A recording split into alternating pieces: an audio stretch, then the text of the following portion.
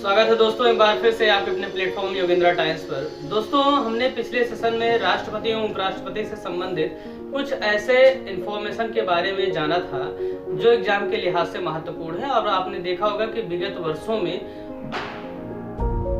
एक दो क्वेश्चन वहां से आते रहे।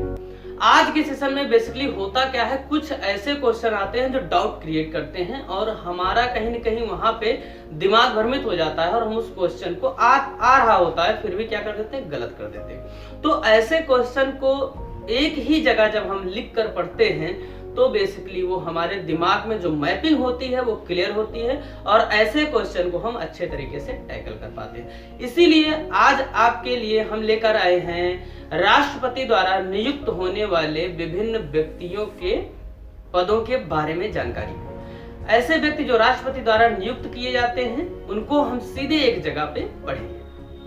तो दोस्तों उससे पहले मैं आपको कुछ शब्दों को क्लियर करना चाहूंगा। जैसे एक शब्द होता है नियुक्ति या नियुक्त,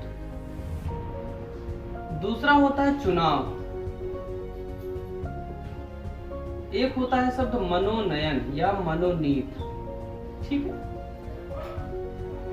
तो ये तीन शब्द आप बेसिकली अगर पॉलिटी के सेशन से जुड़े हुए हैं या आपने क्लासेस की हुई है तो आप बार बार इन शब्दों से गुजर रहे होते हैं। ठीक है, और आपको ये शब्द तकलीफ दे रहे होते हैं ठीक उस तरीके से जैसे संवैधानिक, सांविधिक और वैधानिक, विधिक, कानूनी, इस तरीके के जो शब्द हैं ये भी आपको डिस्प्यूटेड मैटर की तरह थोड़ा सा लगते होंगे। परंतु आज के सेशन में हम इन तीन शब्दों को तुरंत क्लियर कर देते हैं। देखिए, नियुक्त का मतलब सीधा सा ये हुआ कि डायरेक्ट उस पद के लिए चुनाव नहीं हुआ।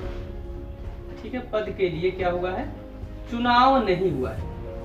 ठीक है, अब कैसे, जैसे हमारी संसद है, संसद में लोकसभा और राज्यसभा साथ ही साथ राष्ट्रपति शामिल है, जिसमें से लोकसभा के लिए प्रत्यक्ष निर्वाचन होता है। ठीक, विभिन्न तरीके के सांसद यहाँ पर चुनकर आते हैं, अलग अलग क्षेत्रों, अलग अलग धर्म, अलग अलग जाति से चुनकर आए।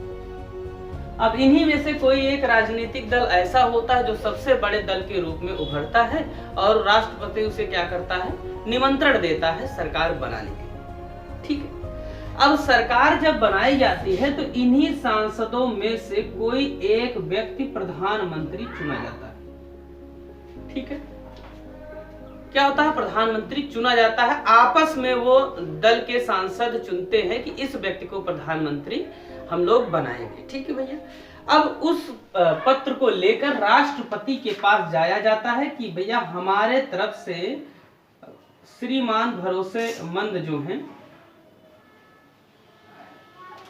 उनको हम प्रधानमंत्री पद के लिए पेश करना चाहते हैं, आप इन्हें क्या करें, स्वीकृति दें।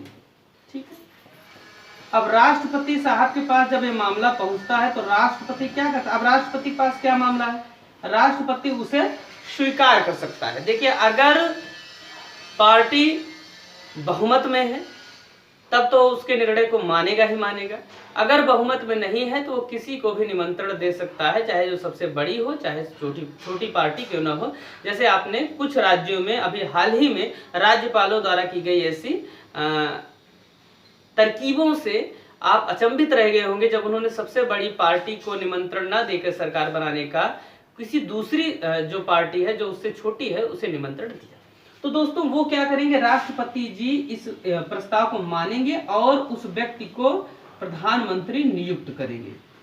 ठीक है भैया, ये हो गया नियुक्त, अर्थात डायरेक्ट हमने प्रधानमंत्री को वोट नहीं दिया। भले ही किसी व्यक्ति को बता दिया जाए कि ये प्रधानमंत्री का दावेदार है, मान लीजिए मोदी जी ने अब की चुनाव लड़ा तो वो प्रधानमंत्री पद के दावेदार थे डायरेक्टली, अब की तो पता था कि यही प्रधानमंत्री बनेंगे, परंतु जनता ने डायरेक्टली प्रधानमंत्री को वोट नहीं दिया, हमने एक एक सांसद को वोट दिया, तो यहाँ पे क्या हुआ, नियुक्त हुआ। इसी तरीके से कई अन्य पदों पर राष्ट्रपति बारी बारी से नियुक्ति करता है लोगों। ठीक है, दूसरा चुनाव, चुनाव का मतलब ये हुआ किसी एक विशेष समूह द्वारा क्या होता है, इलेक्ट होता है वो व्यक्ति। ठीक है, अब मान लीजिए कोई एक समिति है उसमें अध्यक्ष का ही चुनाव हो जाए, सारे लोग मिलकर वोटिंग करें, फला व्यक्ति को अध्यक्ष बनाया जाएगा। ठीक उसी तरह से पूरे देश में जनसंख्या का जो परसेंटेज है, जो समुदाय है एक बड़ा, वो क्या करता है, चुनाव करता है, फिर चाहे वो विधायक हो फिर चाहे वो सांसद हो। हम क्या करते हैं, चुनाव करते हैं, ठीक है। और चुनाव में तरह तरह की सामग्री का प्रयोग किया जाता है, ठीक है भैया। मनोनयन क्या होता है? मनोनयन एक ऐसी विधा है जिसमें व्यक्ति को जनता के परीक्षणों से होकर नहीं गुजरना पड़ता है, चुनावी वादों से होकर नहीं गुजरना पड़ता है, ना ही उनका अलग से चुनाव होता है। तो मनोनयन के माध्यम से कुछ ऐसे व्यक्ति कभी कभी होते हैं जिनका हमें लगता है प्रतिनिधित्व संसद में नहीं हो रहा है, या कहीं पर भी जहाँ पे मनोनयन की व्यवस्था है नहीं हो रहा है, तो ऐसे व्यक्तियों को जो समर्थ संवैधानिक पद पर आसीन व्यक्ति होता है वो क्या करता है, मनोनीत करता है। मान लीजिए कोई बहुत बड़ा विषय विशेषज्ञ है, शिक्षा संबंधी कोई बहुत बड़ा साइंटिस्ट है, कोई बहुत बड़ा समाज सेवक है, खेल शिक्षा समाज सेवा किसी से जुड़ा हुआ व्यक्ति है, तो क्या किया जाता है, उन्हें मनोनीत किया जाता है। क्यों मनोनीत किया जाता है? इसलिए मनोनीत किया जाता है जिससे वो सदन में जहां पर भी नियुक्त किए जा रहे, मनोनीत किए जा रहे हैं, अपने विचारों से, अपने क्षेत्र की समस्याओं और उपलब्धियों से हमारे देश को वाकिफ करवाए, जिससे देश उनके लिए और बेहतर तरीके से कोशिश कर सके, ठीक है भैया। तो ये 3 शब्दों के माने थे। तो इसी में आज हम देखेंगे कि राष्ट्रपति द्वारा कौन कौन से ऐसे पद हैं जिन पे मनोनयन या नियुक्त की जा रही है। बेसिकली आज हम जो जानेंगे वो नियुक्ति के बारे में जानेंगे। जो आज का सेशन हमारा केंद्रित होगा भैया वो नियुक्ति पर केंद्रित होगा, ठीक है। तो आज के सेशन को आप पूरा देखिएगा, क्योंकि यहाँ से प्रश्न पूछा जाता है और शीघ्र ही जैसे हम प्रधानमंत्री की तरफ मूव करेंगे, प्रधानमंत्री के द्वारा नियुक्त किए जाने वाले व्यक्तियों के बारे में भी हम पढ़ेंगे। क्योंकि होता क्या है, यहाँ से आप अगर टीसीएस, आरओ या इन सब तरीके की यूपी 888 की वैकेंसीज को देख रहे हैं तो आप देखेंगे कि डायरेक्ट पूछ लिया जाता है कि मुख्य चुनाव आयुक्त नियुक्त किया जाता है राष्ट्रपति के द्वारा, प्रधानमंत्री के द्वारा, केंद्रीय मंत्रिपरिषद द्वारा, संसद द्वारा। इस तरीके को 4 ऑप्शन आपको बना के आपके दिमाग को क्या कर देंगे, तब दही बड़ा बना देंगे और उसके बाद आप कंफ्यूज हो जाएंगे। होता क्या है, ऐसे क्वेश्चन जब आप एक बार कंफ्यूज हो जाते हैं तो आप जगह जगह दौड़ते हैं, संसद, हाँ यार ये भी हो सकता है, राष्ट्रपति हो सकता है यार, लेकिन फिर दिमाग में आएगा नहीं राष्ट्रपति तभी करे जब मंत्रिपरिषद करेगी, फिर दिमाग में आएगा नहीं मंत्रिपरिषद तभी करेगी जब प्रधानमंत्री उस पर सहमत होगा। तो ये सब आपको कंफ्यूज करते हैं। आज हम आपको एक एक चीज बताते हैं। देखिए सबसे पहले राष्ट्रपति जो नियुक्त करता है, कुछ हम ऐसे आयोगों के बारे में जानेंगे, ठीक है। इसमें से पहला अगर हम देखें जो हमारा चुनाव आयोग है, क्या है भैया, चुनाव आयोग या निर्वाचन आयोग, दोनों एक ही चीज है, इस बात को आप ध्यान में रखिएगा। 21 भाग में है संविधान के, भाग 15 में, ठीक है भैया। इसको पूछते रहते हैं मामा लोग, ठीक है। तो इसलिए आप इसको दिमाग में रखेंगे, भाग 15 में क्या है, हमारे निर्वाचन है और इसी में हमारा चुनाव आयोग है कि चुनाव करवाएगा, ठीक है। अब चुनाव आयोग जो हम पढ़ेंगे तो अच्छे तरीके से वहां पे और पढ़ा जाएगा। देखिए चुनाव आयोग में होता क्या है, एक मुख्य चुनाव आयुक्त होता है। कौन होता है, मुख्य चुनाव आयुक्त, ठीक है भैया। और वर्तमान में 2 अन्य आयुक्त हैं, ठीक है, या आयुक्त भी आप कह सकते हैं, अन्य ना भी लगाएं तो, ठीक है ना। एक तो मुख्य चुनाव आयुक्त है, एक 2 आयुक्त उससे छोटे हैं जो उसकी हेल्प करते हैं, ठीक है ना। इन दोनों को कौन नियुक्त करता है, राष्ट्रपति नियुक्त करता है। बहुत बड़ा ये प्रश्न है, आपसे पूछा जा सकता है कि किसी भी परीक्षा में कि मुख्य चुनाव आयुक्त की नियुक्ति कौन करता है, तो राष्ट्रपति इसकी नियुक्ति करता है और साथ ही साथ उन 2 आयुक्तों की भी नियुक्ति करता है, ठीक है भैया। उसके बाद अनुसूचित जाति आयोग, इनकी नियुक्ति भी करता है, ठीक है। अनुसूचित जाति आयोग आप जानते हैं कि जो एससी हैं हमारे यहाँ, शेड्यूल कास्ट है जो, उनको तरह तरह से मान लीजिए शोषण किया जाता था एक समय विशेष में। अब तो चूंकि संवैधानिक नेतृत्व इस समय प्रबल शक्तिशाली है, इसलिए अब शोषण की उम्मीद कम की जाती है, परंतु उनके अधिकारों को, उनकी समस्याओं को और उनके साथ कहीं पर भी पूरे देश में अगर किसी तरीके का अत्याचार हो रहा है तो उसको देश की सरकार के समक्ष रखना और ऐसे जिम्मेदार संस्थानों से सवाल करने की जिम्मेदारी किसकी है, अनुसूचित जाति आयोग, अनुसूचित जाति आयोग की। और इस जाति के आयोग से संबंधित जो सदस्य और अध्यक्ष है उनकी नियुक्ति कौन करता है? राष्ट्रपति करता है। ठीक है भैया, आशा करते हैं आपको समझ में आ रहा होगा। ठीक है, इसी तरीके से जो हमारे यहाँ ट्राइबल्स हैं, एसटी, अनुसूचित जनजाति आयोग, इनके भी अध्यक्ष और सदस्यों की नियुक्ति कौन करता है? राष्ट्रपति। ठीक है, ठीक है। सोचिए, सर्वोच्च व्यक्ति द्वारा ऐसे पदों पर आसीन व्यक्तियों की नियुक्ति की जा रही है जिससे किसी भी तरीके से राजनीतिक लोभ की स्थिति ना पैदा हो। ठीक है भैया, आगे चलते हैं। अब देखिए, कभी कभी होता क्या है कि इन सब के अलावा कोई एक आयोग पूछ लेता है, जैसे लोक सेवा आयोग। आप सुनते ही होंगे, आप में से कई लोग ऐसे होंगे जो यूपीएससी की तैयारी कर रहे होंगे, तो लोक सेवा आयोग से संबंधित प्रश्न बखूबी पूछे जाते हैं और पीएससी एग्जाम्स में भी आयोग से संबंधित प्रश्न पूछे जाते हैं और आप गलत कर देते हैं। बेसिकली कई स्टूडेंट्स की प्रॉब्लम्स ये आती हैं निकल कर, वो बताते हैं कि आयोग की जब चर्चा की जाती है तो वो सामान्यतः आईएएस और पीसीएस से संबंधित सोचने लगते हैं कि आईएएस की नियुक्ति कौन करता है। वो अलग मुद्दा है, आयोग की नियुक्ति अलग है। ठीक है, हमेशा याद रखिएगा, जो आईएएस भी होता है, जो एक डीएम होता है या आईपीएस होता है, उसको नियुक्ति पत्र, उसके नियुक्ति पत्र पर राष्ट्रपति के सिग्नेचर होते हैं, वो राष्ट्रपति के द्वारा ही नियुक्त किया जाता है। तो इस व्यक्ति को, इस पद पर आसीन व्यक्तियों की जो नियुक्ति और परीक्षा की जो जिम्मेदारी होती है, किसकी होती है? लोक सेवा आयोग की। कि जो लोक सेवक होंगे, जो डीएम और आईपीएस इस तरीके के जो व्यक्ति नियुक्त होते हैं, उनकी परीक्षा करवाना, उनको ट्रेंड करना, उन सबकी जिम्मेदारी किसकी है? लोक सेवा आयोग की भैया। ठीक है, तो इनके अध्यक्ष और सदस्यों की नियुक्ति कौन करेगा भैया? राष्ट्रपति। ये बहुत बड़ा सवाल है, आपसे पूछा जाता है और आप कंफ्यूज होके गलत कर जाते हैं। ठीक है, तो लोक सेवा आयोग के अध्यक्ष और सदस्यों की नियुक्ति कौन करेगा? राष्ट्रपति करेगा। ये तो भैया हो गया प्रमुख आयोगों से संबंधित होने वाली नियुक्तियों पर प्रश्न। ठीक है ना। अब थोड़ा सा, जैसे अगर हम आयोग के बारे में बात करें आपसे, आयोगों के बारे में, लोक सेवा आयोग को लेकर अगर हम बात करें तो बेसिकली ये कुछ कंफ्यूजन क्रिएट करता है। हम आयोगों को जब पढ़ेंगे तो उसमें देखेंगे ये 3 तरह के होते हैं भैया। ठीक है, इसको ध्यान दीजिएगा। एक तो यूपीएससी होता है, यूनियन पब्लिक सर्विस कमीशन।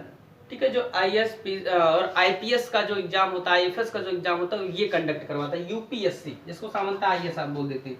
ठीक है, उसके बाद एक स्टेट पीएससी होता है, जैसे यूपीपीसीएस। आप कहते हैं ना यूपीपीसीएस का एग्जाम दे रहे हैं, उसको सॉरी यूपीपीएससी बोला जाता है, Uttar Pradesh public service commission. तो यही करवाता है यूपीपीसीएस का एग्जाम, जिसको इसकी आप लोग तैयारी करते रहते हैं। जैसे बिहार पीसीएस, तो ये अलग अलग स्टेट का नाम क्या है, ये कोड बदल जाता है, बाकी पीएससी वही रहता है। ठीक है भैया, तो ये भी क्या होगा? लोक सेवा आयोग ही है। देखिए, कई बार और क्या होता है, कई बार ये होता है कि कोई 2 राज्य है, मान लीजिए छोटे छोटे राज्य, जैसे पंजाब हरियाणा, समस्या कभी कभी उत्पन्न हो जाती है छोटे छोटे राज्यों में। वो सोचते हैं कि हम अपने लिए एक अलग आयोग बनाएं, फिर उन अधिकारियों को वेतन दें और इस तरह की व्यवस्थाएं बनने में कभी कभी अपने आप को अक्षम पाते हैं। तो करते क्या, केंद्र सरकार से अनुरोध करते हैं कि हमारे लिए एक आप ज्वाइंट पब्लिक सर्विस कमीशन बना दें जो हमारी परीक्षाओं को आयोजित कर रहे हैं। तो 3 तरीके से ये व्यवस्था चलती है। ठीक है, ये लोक सेवा आयोगों के बारे में हमने आपको बताया। ये हमारे संविधान में कहाँ है भैया? भाग 14 में है, इसको आप दिमाग में रखिएगा। अगर आप भाग भूल गए हो तो आप पॉलिटी के प्लेलिस्ट में जाइए और वहां से पूरा आप एक बार देख सकते हैं। ठीक है, आशा करते हैं इतना समझ में आ रहा होगा। आइए अब आगे चलते हैं, हम देखते हैं कि कौन कौन से ऐसे व्यक्ति विशेष हैं जो अन्य पदों पर नियुक्त किए जाते हैं। ठीक है ना, इसको थोड़ा सा हम देखते हैं। वहां से भी प्रश्न सीधे पूछते हैं, यहां से भी प्रश्न सीधे के सीधे आपसे पूछ लिए जाते हैं। होता कुछ नहीं, आपको पता रहता है, लेकिन आप कंफ्यूज होके क्या करते हैं, इधर का उधर टिक कर देते हैं आंसर। ठीक है भैया, देखिए जैसे सबसे पहले हम देखेंगे कि आर्टिकल 78 क्या है भैया? महान्यायवादी। महान्यायवादी अभी हमने पढ़ा नहीं, आगे हम पढ़ेंगे। महान्यायवादी, महान्यायवादी कौन व्यक्ति होता है भैया? महान्यायवादी वह व्यक्ति होता है जो पूरे देश का सबसे बड़ा वकील होता है। इसका मतलब ऐसे मत समझिए सबसे ज्यादा पैसा कमाता है, इसका मतलब यह है कि भारत की सरकार एक ऐसे व्यक्ति को अपना वकील नियुक्त करती है जो सरकार के मुकदमों की सुनवाई करता है, उसमें जाता है, सरकार की तरफ से बहस करता है अदालत में, ठीक है ना। जैसे आप देखते हैं कई बार लोग क्या सरकार से डिस्प्यूट हो जाते हैं विभिन्न मैटर्स को लेकर, मुआवजे को लेकर, कोई अन्य कानून है इस तरीके से, तो डिस्प्यूट जब आते हैं तो सरकार की तरफ से वो व्यक्ति पार्टिसिपेट करता है, ठीक है, महान न्यायवादी, ठीक है। तो इसकी नियुक्ति कौन करता है? राष्ट्रपति। इनको कहा जाता है कि राष्ट्रपति के क्या है, प्रसाद पर्यंत पद धारण करते हैं।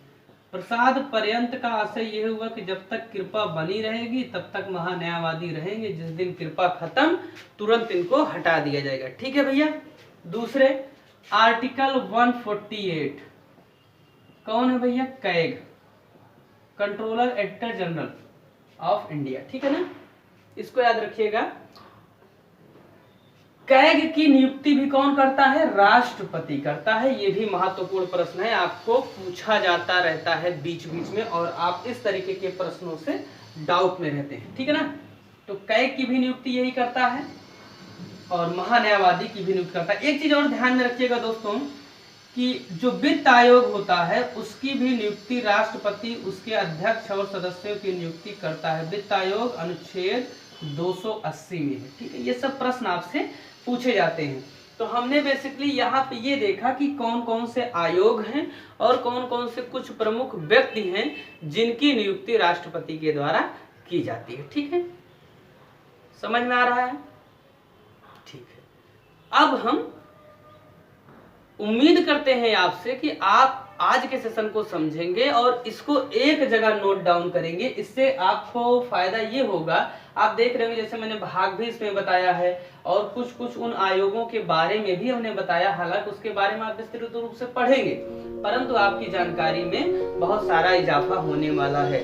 तो इसलिए इसको नोट डाउन करिए और बने रहिए हमारे साथ लगातार। हाँ, याद रखिए ये सेशन उन व्यक्तियों के लिए बेसिकली डिजाइन किया गया है जो पैसे के अभाव में आर्थिक रूप से कोरोना काल जो चल रहा है परेशान हैं, उनके लिए पूर्णतः सेशन की ये व्यवस्था की गई है। और एक चीज मैं आप लोगों से कहना चाहूंगा, अगर आपको किसी भी तरीके की प्रॉब्लम्स आ रही, कोई क्वेरी है आपकी, तो you can mail us yogendraTime@gmail.com पर मेल कर सकते हैं या वेबसाइट पर जा सकते हैं, या साथ ही साथ आप हमसे जुड़ने के लिए फेसबुक पेज पर भी हमसे जुड़ सकते हैं। अगर आपके फिर भी इन सब में जुड़ने में आपको दिक्कत आ रही है, आपको लगता है क्यों जहमत उठाए, सारा सब कुछ नहीं करना चाहिए, तो आप कुछ मत करिए, सिर्फ आप एक कमेंट कर दीजिए हमारे इस सेशन के नीचे। हम आपकी क्वेरीज को सॉल्व करने का पूरा प्रयास करेंगे और आशा करेंगे कि आपको उस समस्या का जो सोल्यूशन होगा वो सटीक दिया जाएगा।